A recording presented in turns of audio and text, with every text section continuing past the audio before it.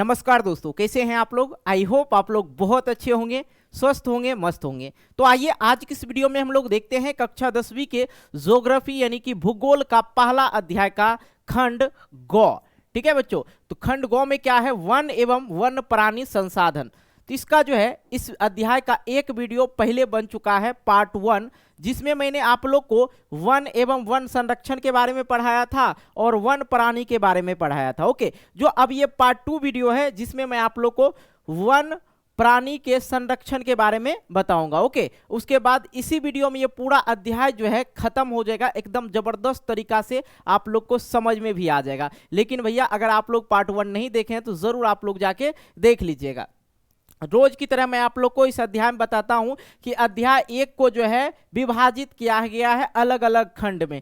तो मैंने पहला जो आप लोग को पढ़ाया था, इस अध्याय का नाम क्या है, संसाधन एवं उपयोग, भारत संसाधन एवं उपयोग। तो इस अध्याय को मैंने जब पढ़ाया था तो इसका भी कोई प्रश्न उत्तर दे रखा था पाठ का, तो वो भी मैं आप लोग को करवा रखा हूं। और प्राकृतिक संसाधन अध्याय है, उसको भी मैंने पहले पढ़ाया, उसके बाद उस पाठ का जो है प्रश्न उत्तर आप लोग को करवा दिया हूं। ठीक है, दूसरा जो अध्याय आप लोग का है जल संसाधन, इस अध्याय को भी पढ़ा के इसके पाठ का प्रश्न उत्तर करवा रखा हूं। ठीक है, इसका पार्ट 1 हो चुका है, पार्ट 1 जो है आप लोग का बन चुका है। अब जो ये पढ़ा रहे हैं आप लोग को, ये पार्ट 2 वीडियो है। और इसके बाद जो इसी अध्याय का क्या आएगा, क्वेश्चन आंसर आएगा, क्योंकि क्वेश्चन आंसर भी जो है करवाना बहुत ही ज्यादा क्या है, जरूरी है। ओके, तो क्वेश्चन आंसर करवा देंगे। उसके बाद आप लोग को जानकारी के लिए मैं आप लोग को बता दूं कि राजनीति विज्ञान जो है, राजनीति शास्त्र जो है आप लोग का पूरा बुक जो है, पूरा बुक आप लोग का खत्म हो चुका है, पूरा पढ़ा चुके हैं। और बुक में जो भी पाठ के प्रश्न उत्तर है, जो भी पाठ का प्रश्न उत्तर है वो भी बता चुका, अलग अलग अध्याय का अलग अलग वीडियो बन चुका है। उसके बाद आप लोग का आ जाता है अर्थशास्त्र भी जो है पूरा बुक आप लोग का पढ़ा चुके हैं और सभी अध्याय के प्रश्न उत्तर को भी करवा रखे हैं। उसके बाद एक और चीज समझ लीजिए, इतिहास भी आप लोग का जो है 3 अध्याय कंप्लीट हो चुका है। बाकी हम लोग अभी किस में लगे हुए हैं, ज्योग्राफी में लगे हुए हैं। ओके, ये चीज समझ में आ गया होगा। और ये सभी चीजों का जो लिंक है इसी वीडियो के नीचे डिस्क्रिप्शन बॉक्स में आप लोग को मिल जाएगा, आप लोग चेक कर लेना। ओके भाई, तो आ जाओ, हम लोग पार्ट 1 में ये सब चीज पढ़ चुके हैं, तो हम लोग चलते हैं पार्ट 2 पे। कहाँ पे आप लोग को छोड़े थे कल, चलो भाई, और दुर्लभ हो गया। हाँ, ये पढ़ा चुके थे ना इनके बारे में, जंगली सुअर है। ये क्या है, जंगली सुअर है। एक मिनट भाई, मैं फैन चला लेता हूँ थोड़ा सा। हाँ, अब देखो ये क्या है, जंगली सुअर है। इसके बारे में भी मैंने आपको पिछले वीडियो में बता रखा है। अब वन प्राणी के संरक्षण, वन प्राणी के बारे में मैंने पढ़ा रखा है पिछले वीडियो में। अब वन प्राणी के संरक्षण के बारे में हम लोग पढ़ेंगे। संरक्षण का मतलब क्या होता है, बचाव, किस तरह से हम लोग वन प्राणी को बचाएंगे। ओके, किस तरह से बताएंगे। बहुत सारा जानवर जो है क्या हो गया है, विलुप्त हो चुका है, बाकी दुनिया में मिल ही नहीं रहा। मैंने आप लोग को पक्षी के बारे में बताया था, पक्षी जो है लगभग जो है पक्षी गायब हो चुका है। बगुला वगैरह कम सम दिखने को मिलता है। कौवा जो सुबह सुबह 10 गो 15 गो कौवा एक घर पे आके काऊ काऊ करते रहता था सुबह में रोटी खाने के लिए, वो भी खत्म हो चुका है। धीरे धीरे जो है पक्षी और जानवर जो है धीरे धीरे क्या हो रहा है, विलुप्त हो रहा है, खत्म हो रहा है। तो उसको अभी के समय में उसको रखने के लिए क्या करना होगा, उसको बचाने के लिए क्या करना होगा। तो वन प्राणी संरक्षण का मतलब होता है वन के जो प्राणी है उसका बचाव किस प्रकार किया जाए, उसके उपाय को बताए। तो प्रजनन केंद्र को क्या करना होगा, विकसित करना होगा। मतलब जो है जैसे मेल, मान लिया जाए कुत्ता पर उदाहरण लेते हैं, मेल कुत्ता और फीमेल कुत्ती, कुत्ता ही बोलिए, फीमेल कुत्ता बोल दिए तो कोई दिक्कत नहीं ना, अब उसको कुत्ती बोला जाता है, तो अपने भाषा में आप लोग जो बोलिए। ठीक है, दो रखा, मेल फीमेल दोनों को रखेगा प्रजनन केंद्र में, उससे क्या होगा, उनके बच्चे होंगे। इससे क्या होगा, उनकी क्या कहते, जनसंख्या में क्या होगा, वृद्धि होगा। तो आगे भी हम लोग उसको देख सकते हैं। ठीक है, शिकार पर रोक लगाना होगा। भैया शिकार जो लोग करते हैं ना, उस पर क्या करना होगा, रोक लगाना होगा। शिकार का मतलब क्या होता है, पहले राजा महाराजा के जमाना में जो है शिकार किया जाता था, गोली मार के, बंदूक मार के या तीर मार के शिकार किया जाता था। तो वो अभी भी कहीं ना कहीं देखिएगा आप लोग कि एक आदिवासी जाति टाइप का होता है, आदिवासी टाइप का होता है घुमंतु भोटिया। ओके, घुमंतु भोटिया देखिएगा, उनके हाथ में हमेशा गुलेल रहता है, और जेकरा टिक देगा ओकरा एक ही बार में ले लेता है। तो उस चीज को क्या करना होगा, हमें रोकना होगा, नहीं तो वो लोग मार के खा जाता है। ठीक है, तो ये चीज समझ गए। वन प्राणी संरक्षण के उपाय में क्या लिखेंगे, प्रजनन केंद्र को क्या करना होगा भाई, विकसित करना होगा, और शिकार पे क्या लगाना होगा, रोक लगाना होगा। और इसके लिए शिकार करते हैं उसके लिए कानून है। इससे पहले आप लोग सुने होंगे, कुछ दिन पहले जो थे सलमान खान हिरन का शिकार किए थे। ठीक है, हिरन को मार दिए थे, तो उस पर कानून कार्रवाई किया गया। बाकी वो लोग तो सेलिब्रिटी है, बड़ा बड़ा आदमी है, उनको क्या प्रभाव पड़ेगा इस छोटा मोटा घटना से। ओके, तो नोट करके यहाँ पे मैंने लिख दिया कि घड़ियाल का प्रजनन केंद्र कहाँ है, मुरैना मध्य प्रदेश में। अगर आप लोग से पूछे ऑब्जेक्टिव प्रश्न में कि घड़ियाल प्रजनन केंद्र कहाँ है, तो मुरैना मध्य प्रदेश में है। उजले बाघ का प्रजनन केंद्र कहाँ है, नंदन कानन उड़ीसा में। कहाँ है, नंदन कानन उड़ीसा में है। कुशेश्वर स्थान अभ्यारण्य कहाँ है, कुशेश्वर स्थान अभ्यारण्य कहाँ है। तो बच्चा इसमें बहुत ज्यादा गलती करते हैं आप लोग को पता होना चाहिए कि दरभंगा में है। कहाँ है, भंगा में है, दरभंगा कहाँ है, बिहार में है। ओके, बाकी देखिए ये लोग अपना जनसंख्या बढ़ाने में कोई कमी नहीं छोड़ा है जी। ये तो लग रहा है कि देसला है भी नहीं, देसी डॉग नहीं है, ये देसी डॉग नहीं है। ऐसा मुंह भभकल सनक नहीं रहता है देसी डॉग को। और यहाँ पे हम लोग को देखते हैं बड़ा बड़ा लोग जो रहेगा ना, कुत्ता पालता है, वो दोसर ब्रीड, अपना देश वाला कुत्ता नहीं पालेगा, दोसर जगह से खरीद 20-20 हज़ार 25-25 हज़ार का कुत्ता खरीद के वो लोग पोसते हैं। चलो कोई नहीं, कहीं का भी रहे, लेकिन पशु जानवर को जो है पालना चाहिए, ताकि वो आगे के लिए हमें काम दे। ओके, अब ये जैव अपहरण क्या होता है, अपहरण का मतलब समझते हैं ना, किसी को उठा लेना। हाँ, अपहरण का मतलब यही न होता है किसी को उठा लेना, किसी के बच्चे का अगवा कर लेना, यही हो गया अपहरण। ठीक है, लेकिन जैव अपहरण क्या होता है, जैव अपहरण का मतलब किसी को उठा के रखना। ठीक है, जैव अपहरण का मतलब कि जो जैव अपहरण का मतलब क्या होता है, किसी के गुण को उठा के उसमें डाल देना। नहीं समझे, अपहरण का मतलब हो गया कि भैया किसी को उठा कर हम कब्जा कर लिया, अपहरण कर लिए। और जैव अपहरण का मतलब होता है उसके गुण को अपहरण कर लेना, उनके गुण को किसी चीज में दे देना, उसी को बोला जाता है जैव अपहरण। तो प्राकृतिक जनित तथा करोड़ों वर्ष के विकास की क्रिया में स्थापित अनुवांशिक गुण में हेरा फेरी को जैव अपहरण कहते हैं। नोट करके मैं आप लोग को बता दूं, अनुवांशिक अपहरण अनुवांशिक इंजीनियरिंग एवं तकनीक के प्रतिफल है। देखो बहुत सारे चीज आपको पेड़ पौधा में भी देखने को मिल जाएगा। उदाहरण के लिए मैं आप लोग को बता दूं, ये देखिए यहाँ पे क्या है भैया यहाँ पे देखिए दूसरा फल, यहाँ पे केला है, यहाँ पे अमरूद है, और यहाँ पे अनार है। तो इस तरह के एक आम भी है ना भाई, हाँ आम है, ये आम है, केला है, और क्या है, अमरूद है, और यहाँ पे क्या है, अनार है। ठीक है, तो एक ही पेड़ में जो है, पेड़ के प्राकृतिक के साथ साथ क्या हुआ, प्राकृतिक के साथ ये छेड़खानी किया गया। मतलब क्या, उसके अनुवांशिकता गुण को एक ही पेड़ में डाल दिया गया। वो दूसरी बात ये हो जाता है कि हाइब्रिड के बारे में समझे है ना जी। हाइब्रिड का मतलब हो गया कि अपने देश का नहीं, दूसरे देश का।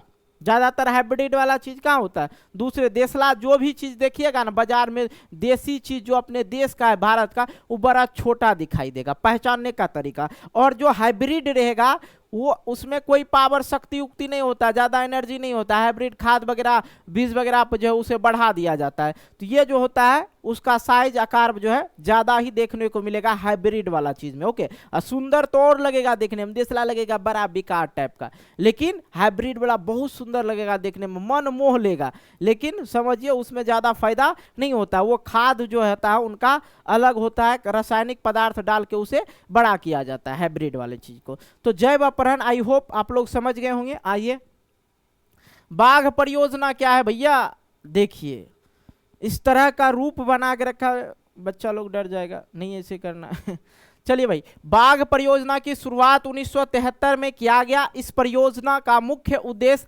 राष्ट्रीय उद्यानों में बाघ का संरक्षण करना था।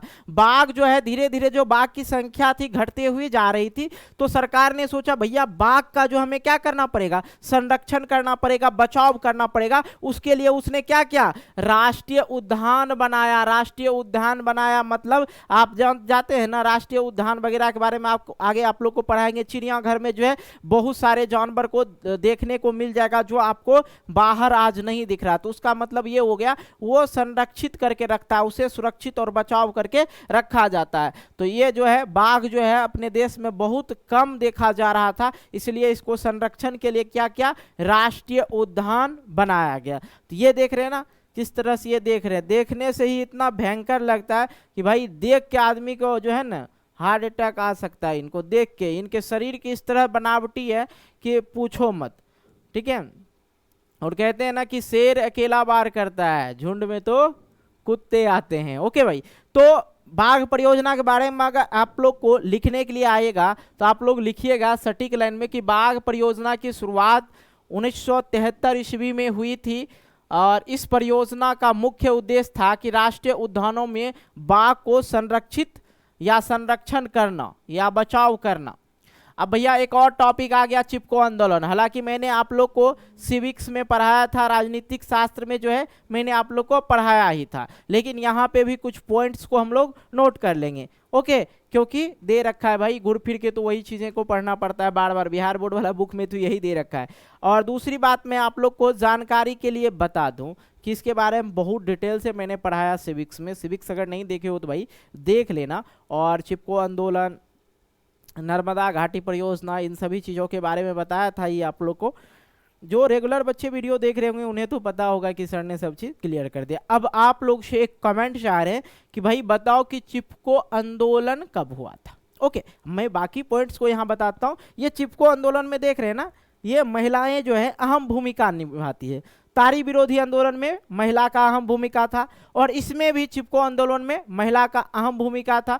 और इसमें जो है 17 महिला की जो है मृत्यु हो गया था, काट दिया गया था सीधे सीधी। ये बात आप लोग को इतिहास में नहीं दिया जाता क्योंकि सच्चाई यही है, ठीक है। और ये क्या, चिपको आंदोलन से सीधी सी बात समझते कि वृक्ष में चिपकाना। वृक्ष में क्यों चिपकेंगे भाई, क्योंकि वृक्ष को बचाना है। वृक्ष रहेगा तो पर्यावरण सुरक्षित रहेगा और पर्यावरण सुरक्षित रहेगा तो हमारा धरती सुरक्षित रहेगा और धरती जब सुरक्षित रहेगा तो हम लोग क्या रहेंगे, सुरक्षित रहेंगे। ओके, तो चिपको आंदोलन की जो शुरुआत हुई थी उत्तर प्रदेश, और वर्तमान में उत्तर प्रदेश का जो क्षेत्र था वो कहाँ आ गया, उत्तराखंड में आ गया। उसका जगह का नाम था टिहरी गढ़वाल नामक पर्वतीय जिला। कौन सा, पर्वतीय जिला से हुआ था। और इस आंदोलन का जो नेता था कौन था, सुंदरलाल बहुगुणे थे। और इस आंदोलन में स्थानीय लोग जो थे क्या किए थे, पेड़ से चिपक कर पेड़ को काटने का विरोध कर रहा था। इतना ही आप लोग को चिपको आंदोलन में चिपका देना है। ओके, कोई दिक्कत नहीं ना। आइए आगे हम लोग देखते हैं।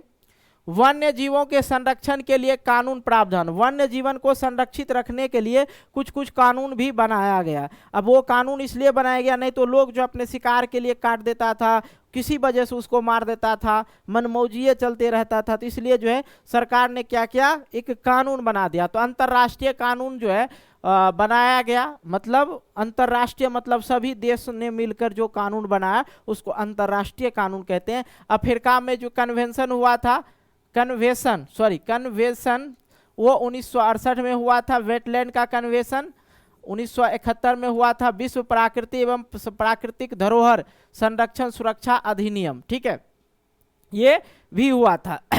ओके, आगे ये सब जो है कानून जो है अलग अलग देश में हुआ था और वहाँ पे इस चीज़ पे विचार किया गया कि भैया हमें बचाना है, उसके लिए कानून बनाया गया। अब बिना कानून के तो कोई आदमी नहीं है। चोरी करना छोड़ दीजिएगा, नहीं छोड़िएगा, बिना कानून के आदमी छोड़बे नहीं करता। शराब पीने के लिए कानून बनाया गया, सॉरी शराब छोड़ने वाले के लिए, ठीक है। अगर शराब पीते हैं तो उस पर कानून है भैया अगर शराब पीजिएगा तो आपको 25,000 रुपया दे के फिर से बेल करवाना होगा। ओके, ये चीज़ें हैं।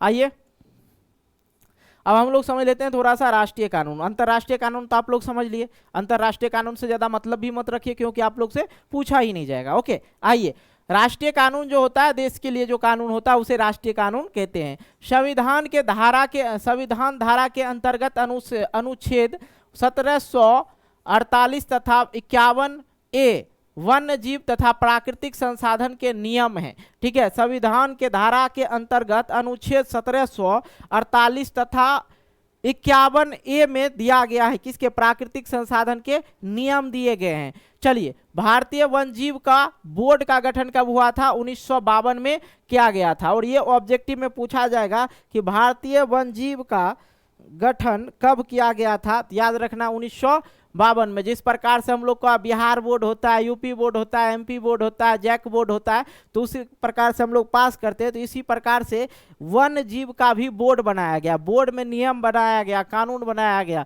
कब बना, 1952 ईस्वी में। मतलब कि हमारे आज़ादी के 3 साल बाद, 4 साल ना, हाँ, 15 अगस्त 1947 ईस्वी को हमारा देश क्या हुआ, आज़ाद हुआ। और ये कानून बना 1951 में। 1951 में प्रधानमंत्री बने थे। 26 जनवरी 1950 ईस्वी को संविधान लिखा गया था। और इसी में संविधान के अनुच्छेद 1758 में अनुच्छेद 1748 तथा 51 में प्राकृतिक संसाधन के नियम दिए गए। वन्य जीव सुरक्षा स्टेटस 1972 में बनाया गया, लेकिन उसको जो है वो नहीं सक्सेस था, तो फिर से उसको सुधार करके 1991 में 1991 में सुधार करके पक्षियों तथा वन्य जीवों के शिकार पर प्रतिबंध लगाया गया। 1972 में जो बनाया गया था उसमें जो है ज़्यादा कुछ नहीं था। फिर उसे 1991 में क्या किया, सुधार करके क्या किया, पक्षी तथा वन्य जीव के शिकार पर क्या लगाया गया, प्रतिबंध लगाया गया। वन संरक्षण एक्ट 1980 में क्या किया गया, बनाया गया। जैव विविधता अधिनियम 2002 ईस्वी में बनाया गया। राष्ट्रीय जानवर बाघ क्या किया, अब लोग को समझाने के लिए जो है क्या किया, राष्ट्रीय पक्षी और राष्ट्रीय जानवर घोषित कर दिया। तो बचवा आप लोग को तो पता होगा, बचपन से पढ़ाता होगा कि भैया कि बताइए राष्ट्रीय जानवर क्या है, नेशनल एनिमल।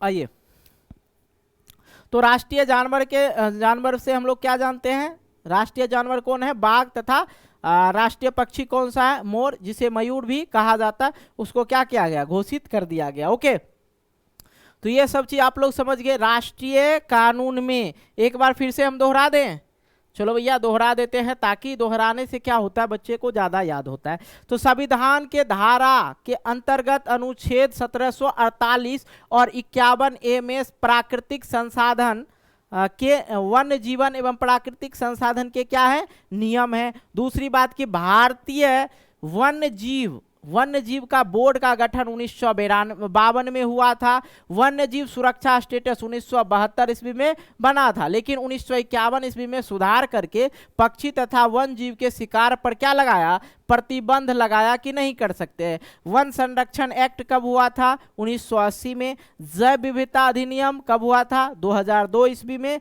राष्ट्रीय जानवर क्या है, बाघ है। राष्ट्रीय पक्षी क्या है, मोर है। ओके, आइए, वन प्राणियों के संरक्षण के लिए संरक्षित क्षेत्र। ठीक है, वन प्राणियों को संरक्षण, वन प्राणी जो वन में रहने वाला प्राणी है उसे वन प्राणी कहते हैं। उसको संरक्षित मतलब बचाव के लिए बचाव वाला क्षेत्र बनाया गया जहां पर उसे सुरक्षित रखा जा सकता है। क्या बनाया गया, राष्ट्रीय उद्यान, बिहार एवं अभ्यारण्य और जैव मंडल बनाया गया। तो इस तीनों चीजों के बारे में हम लोग अच्छी तरह से पढ़ लेंगे, कोई दिक्कत नहीं ना। आ जाइए भैया, राष्ट्रीय उद्यान समझिए, ऐसे पार्क का उद्देश्य, ये पार्क टाइप का बनाया जाता है। ऐसे पार्क का उद्देश्य वन प्राणी के प्राकृतिक आवास में वृद्धि एवं प्रजनन परिस्थितियों की तैयारी करना और इस आधार में बाहरी हस्तक्षेप वर्जित होता है। डेट मीन्स ये हुआ कि बाहरी हस्तक्षेप मतलब बाहर के आदमी जो है नहीं आ सकता है और नहीं उसमें किसी भी प्रकार का कार्य कर सकता है। तो ऐसे जो नेशनल उद्योग होते हैं, मतलब राष्ट्रीय उद्योग का जो मतलब होता है कि प्राकृतिक आवास जो है उसमें क्या किया जाए, वृद्धि किया, पूरे जंगले को संरक्षण में रखा जाता है। ठीक है, खुला वहाँ पे कोई मतलब कवच उवच नहीं बनाया जाता, कोनो कोनो चीज में जानवर को ढक के नहीं रखा जाता, बंद करके जाला नेट वगैरह में नहीं रखा जाता, पूरा खुला घूमता है फ्री। लेकिन वहाँ पे जो होते हैं जंगल में क्या हो, उनको सैनिक वगैरह को ड्यूटी दिया जाता है, वो भी सुरक्षित गाड़ी होता है, उसके लिए सुरक्षित गन होता है, ताकि उसे गोली नहीं मार सकते, नशे की दवा दे सकते हैं ताकि वो बेहोश हो सके जानवर सब। ओके, तो इसलिए बनाया जाता है ताकि उसके प्राकृतिक आवास में वो रहे और प्रजनन कर सके। प्रजनन करेगा तो क्या होगा, जनसंख्या में वृद्धि होगा। और इस उद्योग में क्या होता है, बाहर का कोई हस्तक्षेप मतलब हस्तक्षेप नहीं कर सकते हैं, वर्जित है उसके लिए। जैसे कृषि कार्य करना चाहेगा तो नहीं कर सकता, वन उत्पादों को एकत्रित करना नहीं, पशु चारण निर्माण कार्य। हमारे देश में जो राष्ट्रीय उद्यान की संख्या जो है कितना है, 85। हमारे देश में जो है राष्ट्रीय उद्यान की संख्या 85 है। ओके, नेक्स्ट आ जाता है यहाँ पे बिहार क्षेत्र या अभ्यारण्य।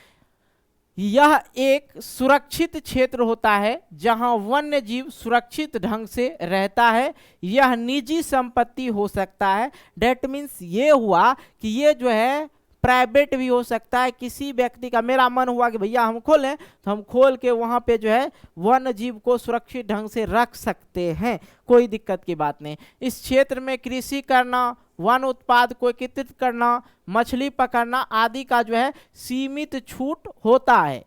सीमित मतलब थोड़ा सा जो है छूट दिया जाता है। वन्य जीवों के स्वाभाविक जैसे जैविक क्रिया, घोंसला बनाना, जोड़ा बनाना, अंडे या बच्चे का सेवन आदि पर बाधा अगर पहुंचाते हैं मालिक, तो उसका मालिकाना हक जो है क्या कर दिया जाएगा, सीमित कर दिया जाए या खत्म कर दिया जाएगा।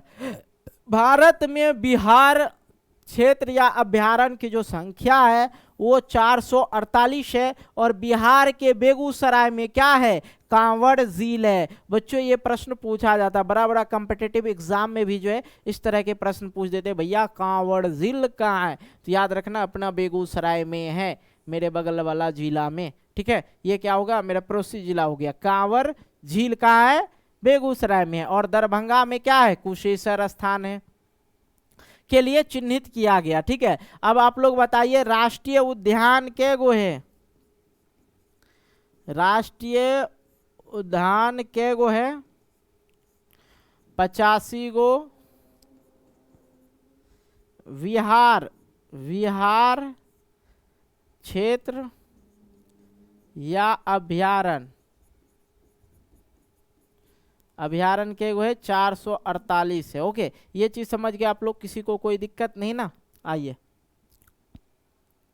जैव मंडल क्या होता है भैया, समझिएगा। यह वह क्षेत्र है जहां प्राथमिकता के आधार पर जैव विविधता को संरक्षित के कार्यक्रम चलाए जाते हैं। इस क्षेत्र में जैव विविधता के आनुवांशिक विविधता के रूप में संरक्षित कार्यक्रम चलाए जाते हैं। विश्व के 65 देशों में करीब 243 जैव मंडल क्षेत्र हैं। इनकी संख्या भारत में अगर देखा जाए तो 14 है। जैव मंडल क्या होता है, समझे, जहां पे जैव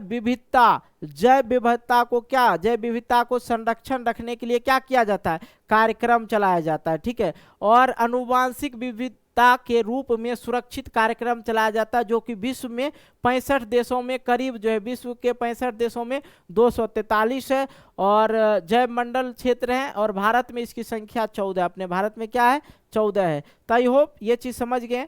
तो आप लोग को मैं बता दूं कि राष्ट्रीय उद्यान याद रखना आप लोग को, उद्यान के गो है 85 गो, विहार क्षेत्र या अभ्यारण्य के गो है 448 है। और ये क्या कहते हैं, जैव मंडल भारत में क्या गो है, 14 गो है। ये आप लोग को याद रखना है। बाकी अगर आप लोग बुक देखिएगा ना, उसमें लिस्ट दे रखा कहाँ पे क्या है नहीं है, वो आप लोग पढ़ लीजिएगा, सिर्फ वो याद करने की चीज नहीं है, टेंशन नहीं लीजिए। अब देखो भाई आगे हम लोग वन्य जीव किसको कहते हैं, वन्य जीव, कुछ बच्चे बोल रहे होंगे थे कि वन्य जीव किसको कहते हैं, तो भाई समझ लो फिर से, क्या दिक्कत की बात है।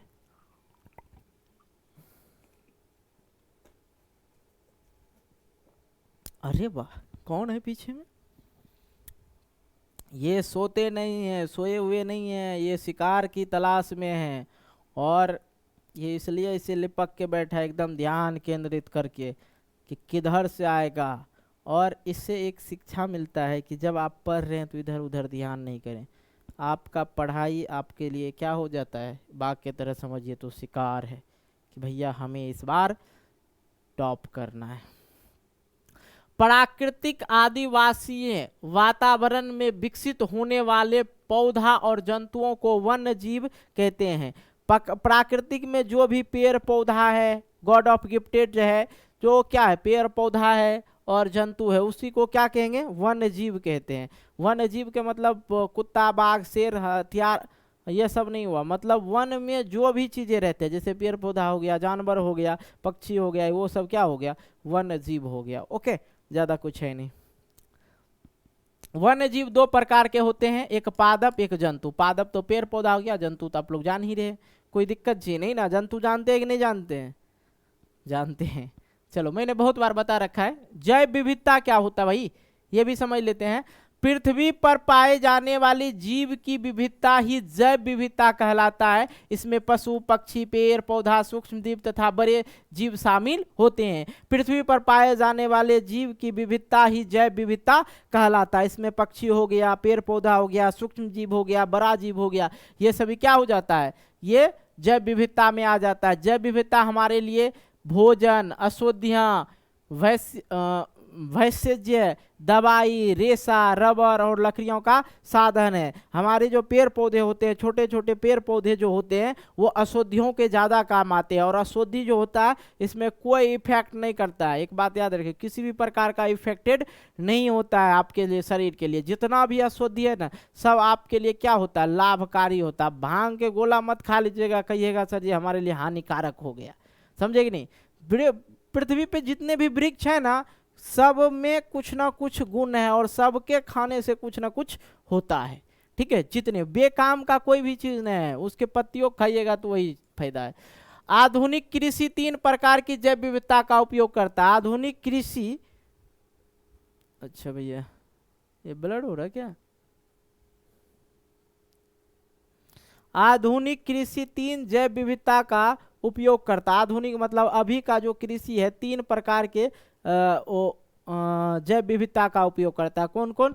नवीन फसल के साधन, नए फसल साधन के रूप में, नवीन मतलब नया फसल के साधन के रूप में। अच्छे प्राकृतिक नस्ल के सामग्री के रूप में, नए में जो अच्छा नस्ल के जो सामग्री होते हैं या फसल होते हैं, हाइब्रिड होते हैं, उसको लोग लगाते हैं। और नए जीव विनाश कीटनाशक के रूप में, कीड़ानाशक, यहाँ कीड़ानाशक होना चाहिए, कीटनाशक के रूप में नए जीव विनाश कीटनाशक मतलब कीटनाशक वाला चीज जो है उपयोग करते हैं। ओके, अब महत्वपूर्ण तथ्य को हम लोग समझ लेते हैं। Important facts of geography chapter 1। ठीक है, इसमें जो है इसमें हम लोग समझ लेते हैं कुछ फैक्ट्स को, क्योंकि फैक्ट से जो है ज़्यादातर समझ में आता है। देखो भाई, भूगोल है, इसको पॉइंट टू पॉइंट पढ़ना चाहिए हमें। यहाँ नहीं कि पूरा किताब पढ़ना चाहोगे तो फिर तो भैया लेनी का देनी हो जाएगा। आइए समझते हैं। पटना का संजय गांधी जैविक उद्यान जैव विविधता के प्रतिनिधित्व करता है। पटना का जो संजय गांधी जैविक उद्यान है, चिड़ियाघर है पटना में। अगर बच्चा लोग आप लोग नहीं गए हैं तो एक बार ज़रूर जाना है एग्ज़ाम के बाद घूमने फिरने के लिए। और वहाँ पे पेड़ पौधा आपको अलग अलग तरह के देखने को मिलेगा। जब भी जाएं तो आप देखिए कि भाई हमने कौन सा पेड़ नहीं देखा था, और साथ में उसे यहाँ पे एक ग्रीन बोर्ड लगा रहता है, उस पेड़ पौधे के बारे में जानकारी भी लिखा रहता है। बाकी अगर आप लोग जानवर देखने के लिए जाइएगा तो वहाँ पे भी आपको उस जानवर के बारे में जानकारी प्राप्त हो सकता है। अब बाकी चिड़ियाघर में बहुत सारी चीज़ें होती है, तो उन सभी चीज़ों पे ध्यान नहीं देना है। आप लोग को पेड़ पौधा जानवर देख के आना, इधर उधर नहीं देखना है। ओके, आइए, तो पटना के संजय गांधी जैविक उद्यान जो है जैव विविधता का प्रतिनिधित्व करता है। नेक्स्ट आता है कि पादप बहुल देशों में, बहुत सारे देशों में जो है भारत का स्थान 10वां है। पादप बहुल देशों में मतलब बहुत सारे देशों में जो है पादप पेड़ पौधे में भारत का स्थान क्या है? 10वां है। चावल, गन्ना, जूस, नींबू, केला, बाजरा, ज्वार फसलों का जो उद्भव भारत में हुआ था। कहाँ पे हुआ था? इसका उत्पादन भारत में हुआ था। आयुर्वेदिक एवं यूनानी दवाई जंतु एवं खनिज से तैयार किया जाता है। आयुर्वेदिक एवं यूनानी दवाई जंतु एवं खनिज से तैयार किया जाता है। आयुर्वेदिक भारतीय इलाज पद्धति है। आयुर्वेदिक क्या है? भारतीय इलाज पद्धति है। भारत का जो इलाज पद्धति क्या है? आयुर्वेदिक है। और विश्व के प्राचीन पद्धतियों में से क्या है? एक है आयुर्वेदिक। आयुर्वेदिक का जनक चरक को कहा जाता है। आयुर्वेदिक का जनक कौन है? चरक है। और चरक संहिता के लेखक कौन है? चरक ही है भैया। चरक का संबंध किससे है? तो अपने भारत से है। ओके, ये सब चीज समझ में आ गया। चलिए अब हम कुछ वनस्पतियों के बारे में, भारत में वनस्पति 8 वनस्पति में बांटा गया, अलग अलग वनस्पति में बांटा गया, अलग अलग क्षेत्र में जो पाए जाते हैं। पश्चिमी हिमालय क्षेत्र पश्चिम हिमालय वनस्पति क्षेत्र, जहाँ पे चीड़, देवदार, कोनधारी वृक्ष, अल्पपाइन वन है। ठीक है। उसके बाद पूर्वी हिमालय में वनस्पति क्षेत्र ओक, छोटी वेत, फूल वाले सदाबहार वन है। असम वनस्पति क्षेत्र सदाबहार वन है। और सिंधु मैदान वनस्पति क्षेत्र नागफनी, खेजरी, आक वहाँ पे अधिकतर है। गंगा के मैदान वनस्पति क्षेत्र बांस, साल, खैर, तेंदू ये सब मिलता है वहाँ पे। दक्षिणी की पठार वनस्पति क्षेत्र जो है पतझर वन है। ठीक है। माला बहार वनस्पति क्षेत्र है गरम मसाला, सुपारी, नारियल, रबर के वृक्ष, काजू, चाय एवं कॉफी। माला बहार वनस्पति क्षेत्र में ये सब आ जाता है। सबको अलग अलग क्षेत्र बांट दिया गया। अंडमान निकोबार क्षेत्र में सदाबहार, अर्ध सदाबहार एवं समुद्री जंगल है। अंडमान निकोबार क्षेत्र में। ओके, ये सब चीज समझ में आ गया। इसको ज्यादा याद नहीं रखना है कि भारत में वनस्पति जो है, भारत में वनस्पति को 8 क्षेत्र में जो अलग अलग उसका क्षेत्र बांट दिया और वो सब चीज क्षेत्र पे ये सब चीजें ज्यादातर मिलती है। ओके, कोई दिक्कत की बात नहीं। चलो भैया ये खत्म हो गया। हाँ तो इतना ही आप लोग का था, कहीं कोई दिक्कत नहीं ना। ये पूरा अध्याय आप लोग का आज कंप्लीट हो गया। फर्स्ट वीडियो जो आपका आया था पार्ट 1, तुमसे मिली दिल में हुआ, पार्ट 1 जो आया था आप लोग का, ठीक है, पार्ट 1 जो आया था 44 मिनट का और ये हो गया आपका 31 मिनट का। पार्ट 2 जो है आप लोग का 31 मिनट में हो गया। टोटल कितना हो गया? 4 1 5 4 3 7 75 मिनट में। 75 मिनट का मतलब हो गया इसमें से 1 घंटा हो गया, 1 घंटा उधर बच गया कितना? 15। 1 घंटा 15 मिनट में आप लोग का जो अध्याय है वो पूर्णतः खत्म हो गया। कोई दिक्कत नहीं ना, समझ में आ गया? क्योंकि हम छोटा छोटा वीडियो बना दिए, क्योंकि ये जो था थोड़ा सब, ये जो था अध्याय थोड़ा बड़ा था। ठीक है। और सभी चीज़ों को बारीक से समझाना था, इसलिए 2 अध्याय में हम कंप्लीट कर दिए, 2 वीडियो में कंप्लीट कर दिए ताकि आपको मज़ा आ जाए समझने में। ओके भाई, इसके नेक्स्ट जस्ट बाद आप लोग को जो है इस अध्याय के प्रश्न उत्तर 1 शॉर्टेड ही दे देंगे। कोई दिक्कत की बात नहीं है, क्योंकि हम इधर से विद्यार्थी लोग बोल रहे थे सर आप इधर से जितने लंबा लंबा वीडियो देते हैं 2-2 घंटा अक्सर उड़ जाता है, लेकिन अब उड़ने की ज़रूरत नहीं, सबको हम पढ़ाएंगे, कोई दिक्कत की बात नहीं। 1 शॉर्टेड होगा तभी भी हम 1 शॉर्टेड खींचेंगे, कोई दिक्कत की बात नहीं, क्योंकि एग्जाम बहुत ही नज़दीक है। 2 घंटे की वीडियो देख सकते हो, कोई दिक्कत की बात नहीं है। लेकिन एक ही अध्याय का 5-5 घंटा वीडियो आप लोग देखते हो तो उसमें मज़ा नहीं आता है। 1 से 1.5 घंटा 2 घंटा एक अध्याय को ख़त्म करना चाहिए, और इसके पीछे तो बहुत दिनों का बहुत समय देना पड़ता है। 1 घंटे की मेहनत के पीछे 12 घंटे का मेहनत रहता है बाबू हम लोग का। हाँ, तब फिर भी आप लोग क्या करते हो? वीडियो को लाइक नहीं करते हो, दोस्तों के पास शेयर नहीं करते हो, और कमेंट तो करते नहीं है। ओके, तो इस वीडियो को जितना हो सके लाइक करना, दोस्तों के साथ शेयर करना, और चैनल पर नए हो चैनल को सब्सक्राइब करके नोटिफिकेशन बेल को प्रेस करके ऑल कर लेना। मिलते हैं एक नए वीडियो को लेकर, तब तक के लिए बाय बाय, जय हिंद, जय भारत, टेक केयर।